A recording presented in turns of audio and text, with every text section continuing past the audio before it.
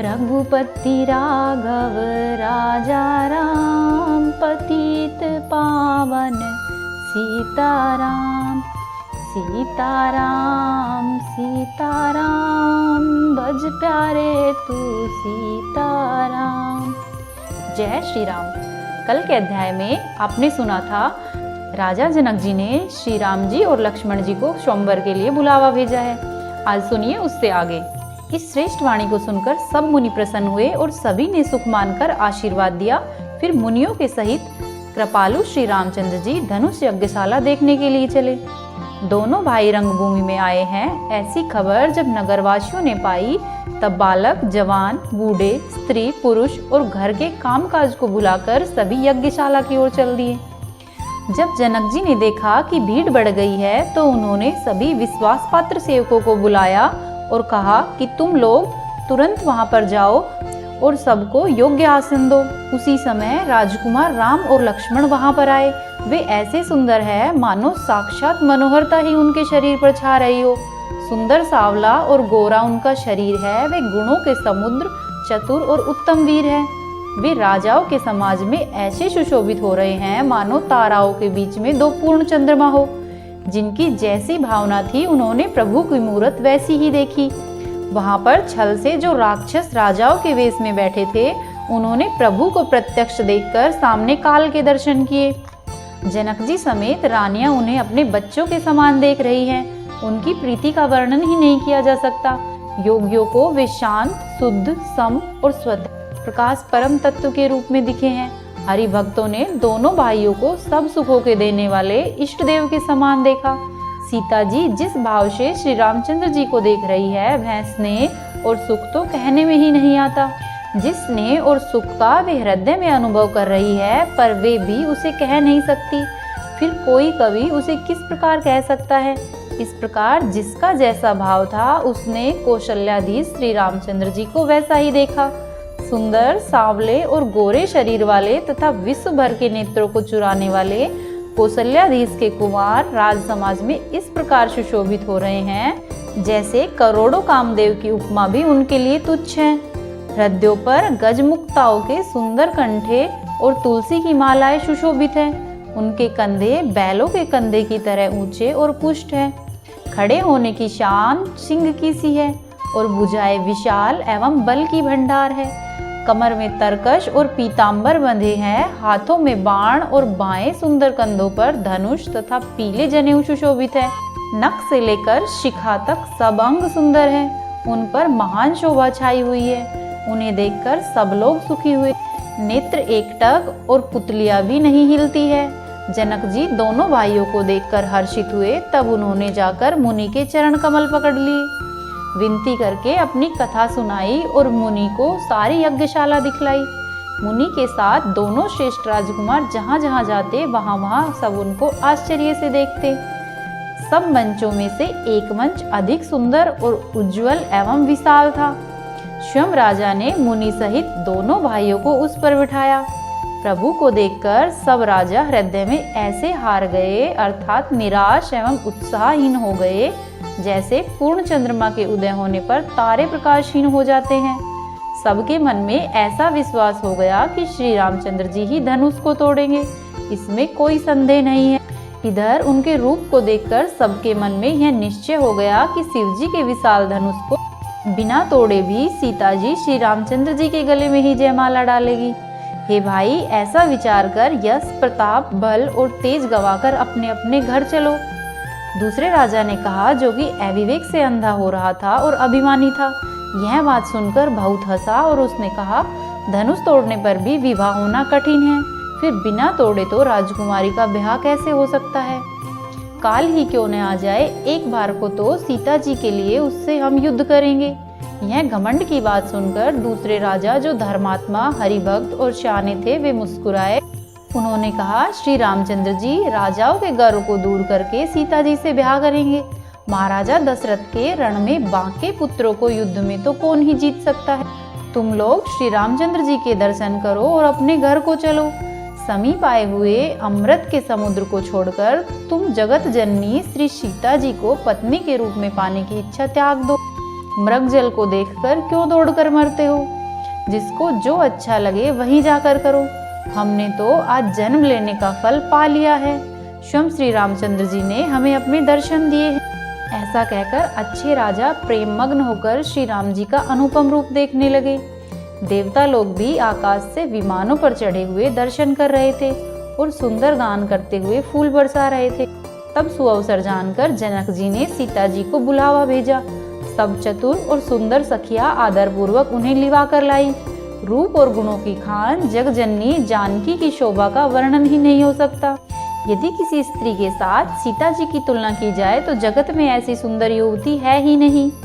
पृथ्वी की स्त्रियों की तो बात ही क्या है, देवताओं की स्त्रियों को भी यदि देखा जाए तो वह सीता जी की अपेक्षा कम सुंदर है। सरस्वती तो बहुत बोलने वाली है, पार्वती अर्धांगिनी है, अर्थात अर्धनारी नटेश्वर के रूप में उनका आधा ही अंग स्त्री का है, शेष आधा अंग शिव जी का है। कामदेव की स्त्री रति पति को बिना शरीर का जानकर बहुत दुखी रहती है और जिनके विष और मद जैसे समुद्र के उत्पन्न होने के नाते प्रिय भाई है, उन लक्ष्मी के समान तो जानकी जी को कहा ही कैसे जाए। शानी सखिया सीता जी को साथ लेकर मनोहर वाणी से गीत गाती हुई चली आ रही। सीता जी के नवल शरीर पर सुंदर साड़ी सुशोभित है। जगजननी की महान छवि अतुलनीय है।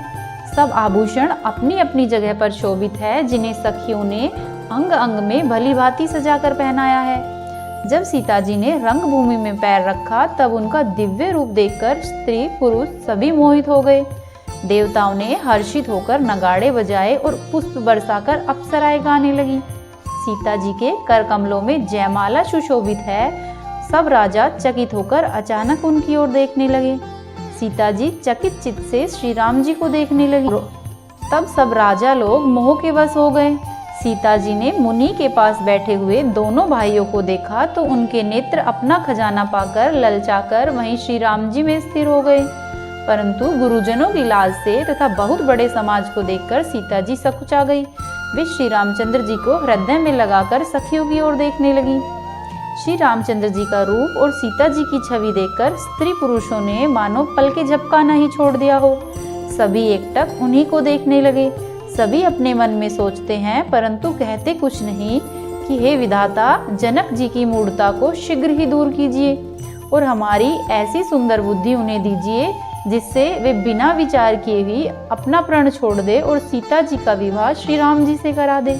तब राजा जनक ने बंदी जनों अर्थात भाटों को बुलाया और वंश की कीर्ति गाते हुए चले आए। राजा ने कहा, जाकर मेरा प्रण सबसे कहो। भाट चले, उनके हृदय में कम आनंद नहीं था। भाटों ने श्रेष्ठ वचन कहे, हे पृथ्वी की पालना करने वाले सब राजागण, सुनिए, हम अपनी भुजा उठाकर जनक जी का विशाल प्रण कहते हैं। राजाओं की भुजाओं का बल चंद्रमा है, शिव जी का धनुष राहु है, वह भारी है, कठोर है, यह सबको विदित है।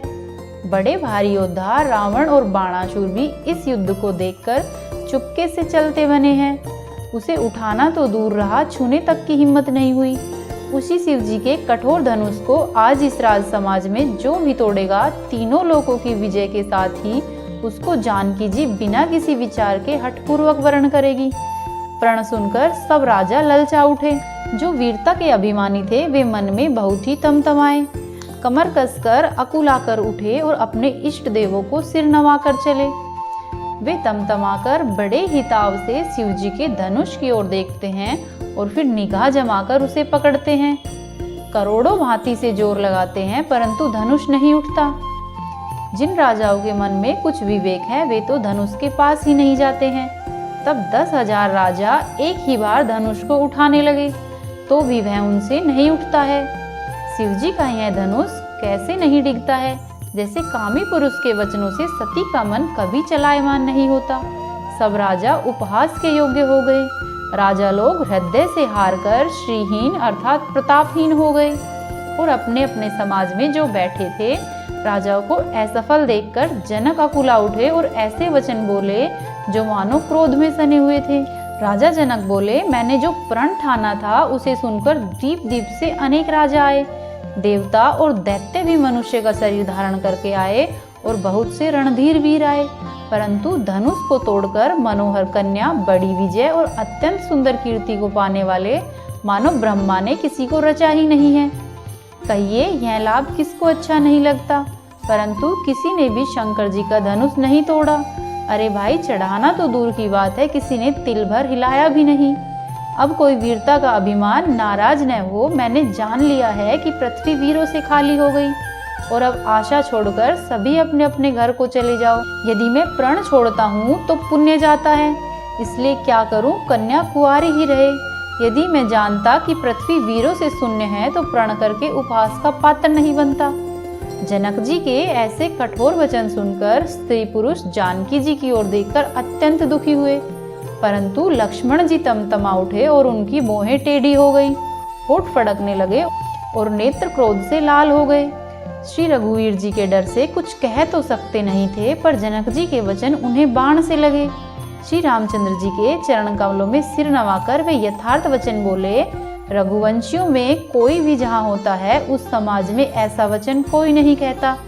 जैसे अनुचित वचन रघुकुल शिरोमणि श्री राम जी को उपस्थित जानते हुए भी जनक जी ने कहे हैं। हे सूर्यकुल रूपी कमल के सूर्य, सुनिए, मैं स्वभाव ही इनसे कहता हूँ, कुछ अभिमान करके नहीं। यदि आपकी आज्ञा हो तो मैं ब्रह्मांड को गेंद की तरह उठा लूं और उसे कच्चे घड़े की तरह फोड़ दूं। जो ही लक्ष्मण जी ने क्रोध भरे वचन बोले, पृथ्वी डगमगा उठी और दिशाओं के हाथी कांप गए। सभी लोग और सब राजा डर गए। सीता जी के हृदय में हर्ष हुआ और जनक जी सकुचा गए। गुरु विश्वामित्र जी श्री रघुनाथ जी की ओर जब मुनि मन में प्रसन्न हुए और बार बार पुलकित होने लगे, श्री रामचंद्र जी ने इशारे से लक्ष्मण जी को मना किया और प्रेम सहित अपने पास बिठा लिया।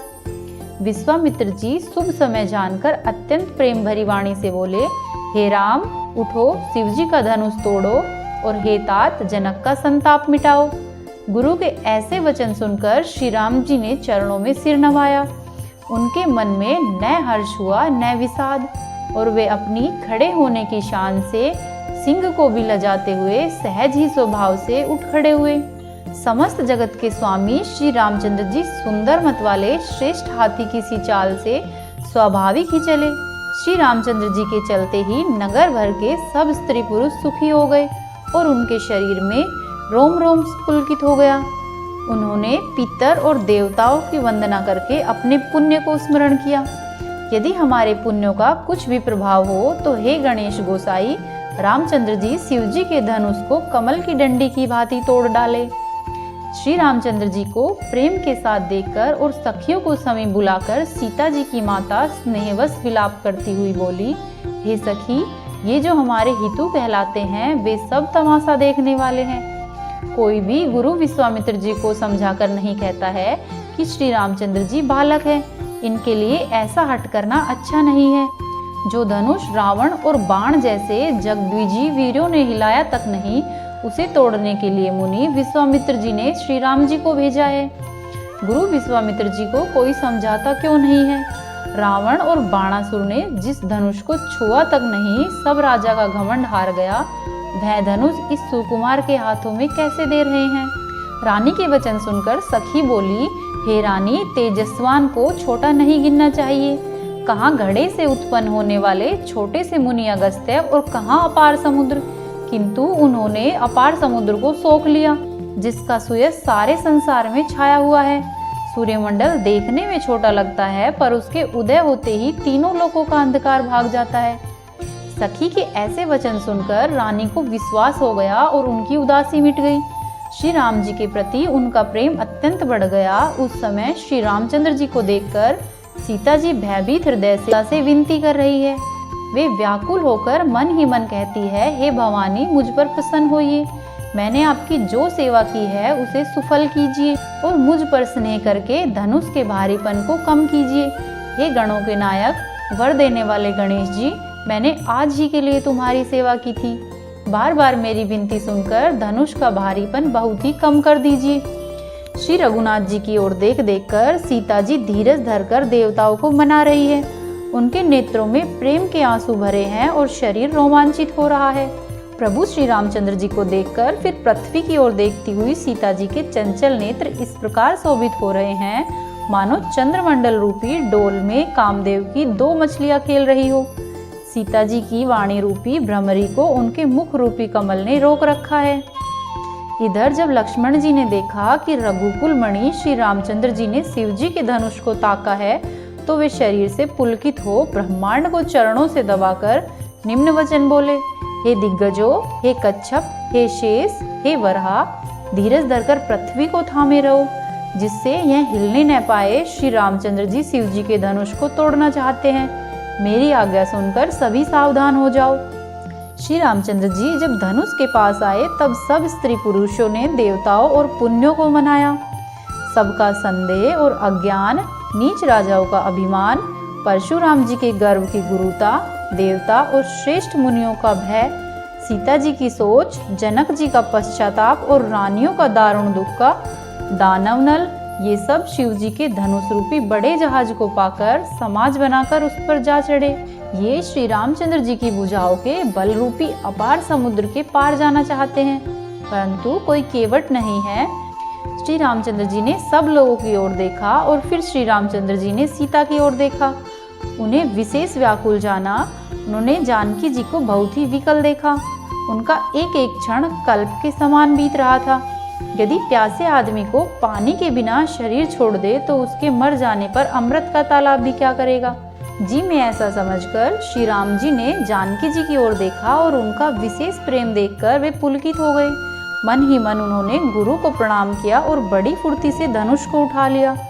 जब उसे हाथ में लिया तब वहां धनुष बिजली की तरह चमका और फिर आकाश में मंडल जैसा मंडलाकार हो गया। लेते, चढ़ाते और जोर से खींचते हुए किसी ने नहीं रखा। ये तीनों काम इतनी फुर्ती से हुए कि कब धनुष उठाया, कब चढ़ाया और कब खींचा, इसका किसी को पता ही नहीं लगा। सबने श्री राम जी को धनुष खींचे खड़ा हुआ देखा। उसी क्षण श्री राम जी ने धनुष को बीच से तोड़ डाला। घोर कठोर ध्वनि से सब लोग भर गए। सूर्य के घोड़े मार्ग छोड़कर चलने लगे। दिग्गज चिंगाड़ने लगे, धरती डोलने लगी। शेष, वराह और कच्छप कलमला उठे। देवता, राक्षस और मुनि कानों पर हाथ रखकर सब व्याकुल होकर विचारने लगे। तुलसीदास जी कहते हैं कि जब श्री राम जी ने धनुष को तोड़ा तब श्री रामचंद्र जी की जय बोलने लगे। शिव जी का धनुष जहाज है और श्री राम जी की भुजाओं का बल समुद्र है। वह सारा समाज उसमें डूब गया जो मोहवश पहले इस जहाज पर चढ़ा हुआ था। प्रभु ने धनुष के दोनों टुकड़े पृथ्वी पर डाल दिए। यह देखकर सब लोग सुखी हुए। विश्वामित्र रूपी पवित्र समुद्र में जिसने प्रेम रूपी अथाह जल भरा है, राम रूपी पूर्णचंद्र को देखकर पुलकावली रूपी भारी लहरें बढ़ने लगी।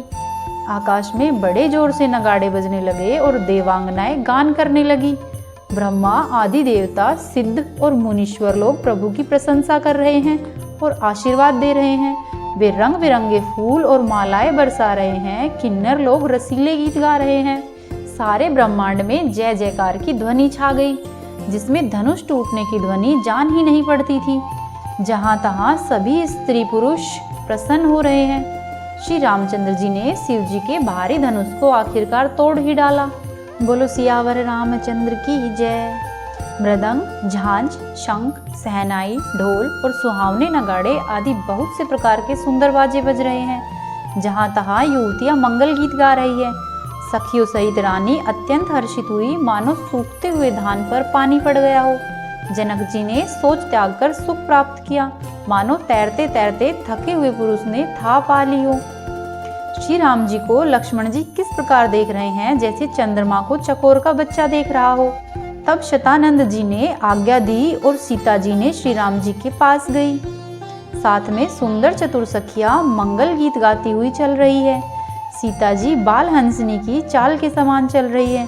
उनके अंगों में अपार शोभा है। सखियों के बीच में सीता जी कैसे शोभित हो रही है, जैसे बहुत सी छवियों के बीच में महाछवि हो। कर कमल में सुंदर जयमाला है, जिसमें विश्व विजय की शोभा छाई हुई है। सीता जी के शरीर में संकोच है, पर मन में परम उत्साह है। उनका यह गुप्त प्रेम किसी को जान नहीं पड़ रहा। समीप जाकर श्री राम जी की शोभा देखकर राजकुमारी सीता जी चित्र में लिखी सी रह गई। चतुर सखी ने यह दशा देखकर समझाकर कहा, सुहावनी माला पहनाओ। यह सुनकर सीता जी ने दोनों हाथों से माला उठाई और प्रेम के विवश होकर पहनाई नहीं जाती थी। उस समय उनके दोनों हाथ ऐसे सुशोभित हो रहे थे मानो डंडियों सहित 2 कमल चंद्रमा को डरते हुए जयमाला पहना रहे हो। इस छवि को देखकर सखियां गाने लगी। तब सीता जी ने श्री रामचंद्र जी के गले में माला पहना दी। बोलो सियावर रामचंद्र की जय। श्री रघुनाथ जी के हृदय पर जयमाला देखकर देवता फूल बरसाने लगे। समस्त राजागण इस प्रकार सकुचा गए मानो सूर्य को देखकर कुमुदों का समूह सुखड़ गया हो। नगर और आकाश में बाजे बजने लगे। दुष्ट लोग उदास हो गए और सज्जन लोग प्रसन्न हो गए। देवता, किन्नर, मनुष्य, नाग, गंधर्व, मुनि जय जयकार करके आशीर्वाद दे रहे हैं। देवताओं की स्त्रियां नाचती है, बार बार हाथों की अंजलियों से पुष्प गिरा रही है। जहां तहां पर ब्राह्मण वेद ध्वनि कर रहे हैं। पृथ्वी, पाताल और स्वर्ग तीनों लोकों में यश फैल गया है कि श्री रामचंद्र जी ने धनुष तोड़ दिया और सीता जी का वरण कर लिया। नगर के नर नारी आरती कर रहे हैं और अपनी हैसियत को भुलाकर बहुत अधिक न्योछावर कर रहे हैं। श्री सीताराम जी की जोड़ी ऐसी सुशोभित हो रही है मानो सुंदरता और श्रृंगार रस एकत्रित हो गए हों। सखियों ने कहा कि हे सीते, स्वामी के चरण छुओ, किंतु सीता जी अत्यंत भयभीत हुई और उनके चरण को नहीं छूती है। गौतम जी की स्त्री अहिल्या की गति का स्मरण करके सीता जी श्री रामचंद्र जी के चरणों को हाथ से स्पर्श नहीं कर रही है। सीता जी की अलौकिक प्रीति जानकर रघुकुल शिरोमणि श्री रामचंद्र जी मन में हंसे। उस समय सीता जी को देखकर कुछ राजा लोग ललचा उठे। वे दुष्ट, कपूत और मूढ़ राजा मन में बहुत तमतमाए। वे अभागे उठ उठकर कवच पहनकर जहां तहां गाल बजाने लगे। कोई कहता है सीता को छीन लो और दोनों राजकुमारों को पकड़कर बांध लो। धनुष तोड़ने से ही चाह पूरी नहीं होगी। हमारे जीते जी राजकुमारी को कौन ब्याह सकता है। यदि जनक कुछ सहायता करे तो युद्ध में दोनों भाइयों सहित उसे भी जीत लो। ये वचन सुनकर साधु राजा बोले, निर्लज्ज राज समाज को देखकर तो लाज भी लजा गई है। अरे तुम्हारा बल, प्रताप, वीरता, प्रतिष्ठा तो धनुष के साथ ही चली गई। वही वीरता थी, अब कहाँ से मिली है। ऐसी दुष्ट बुद्धि है, तभी तो विधाता ने तुम्हारे मुखों पर कालिख लगा दी है। कोलाहल सुनकर सीता जी शंकित हो गई। तब सखियां उन्हें वहां ले गई जहां पर रानी बैठी हुई थी। श्री रामचंद्र जी मन में सीता जी के प्रेम का बखान करते हुए स्वाभाविक चाल से ही गुरुजी के पास चले आए। रानियों सहित सीता जी दुष्ट राजाओं के वचन सुनकर सोच कर रही है, न जाने विधाता अब क्या करने वाले हैं। राजाओं के वचन सुनकर लक्ष्मण जी इधर उधर ताकते हैं, किंतु श्री रामचंद्र जी के डर से कुछ भी नहीं बोलते। खलबली देखकर जनकपुरी की स्त्रियां व्याकुल हो गई और सब मिलकर राजाओं को गालियां देने लगी। उस मौके पर शिवजी का धनुष का टूटना सुनकर भृगुकुल रूपी कमल के सूर्य परशुराम जी आए। इन्हें देखकर सब राजा सकुचा गए, मानो बाज के झपटने पर बटेर छिप गया हो। गोरे शरीर पर भस्म बड़ी फब रही थी। विशाल ललाट पर त्रिपुंड विशेष शोभा दे रहा था। सिर पर जटा है, सुंदर मुखचंद्र क्रोध के कारण कुछ लाल हो गया है। बोहें टेढ़ी और आंखें क्रोध से लाल है। सहज ही देखते हैं तो ऐसा जान पड़ता है कि क्रोध कर रहे हों।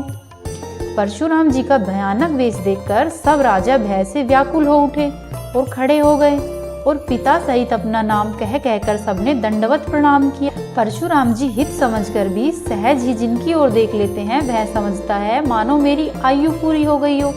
फिर जनक जी ने आकर सिर नवाया और सीता जी को बुलाकर प्रणाम करवाया। परशुराम जी ने सीता जी को आशीर्वाद दिया। उसकी सखियां हर्षित हुई।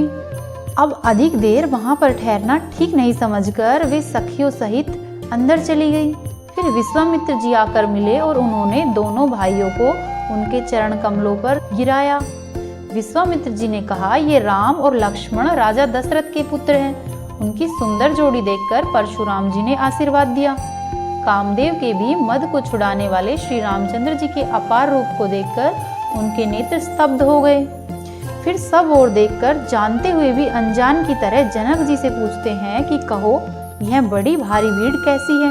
उनके शरीर में क्रोध छा गया, जिस कारण सब राजा आए थे। राजा जनक ने वे सब समाचार कह सुनाया। जनक के वचन सुनकर परशुराम जी ने फिर दूसरी ओर देखा तो धनुष के टुकड़े पृथ्वी पर पड़े हुए दिखाई दिए। अत्यंत क्रोध में भरकर वे कठोर वचन बोले, रे मूर्ख जनक, बता धनुष किसने तोड़ा। उसे शीघ्र ही दिखा, नहीं तो अरे मूढ़, आज मैं जहाँ तक तेरा राज्य है वहाँ तक की पृथ्वी उल्टा दूंगा।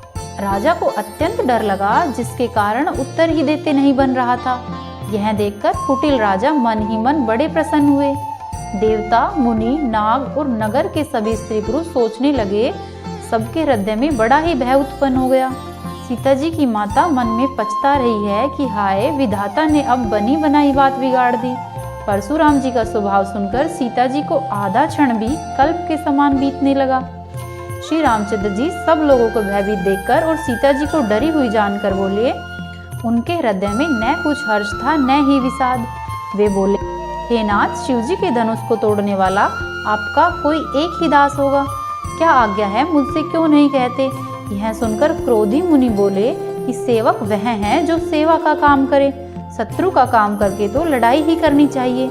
हे राम सुनो, जिसने शिव जी का धनुष तोड़ा है वह सहस्त्र बाहु के समान मेरा शत्रु है। बोलो सियावर रामचंद्र की जय।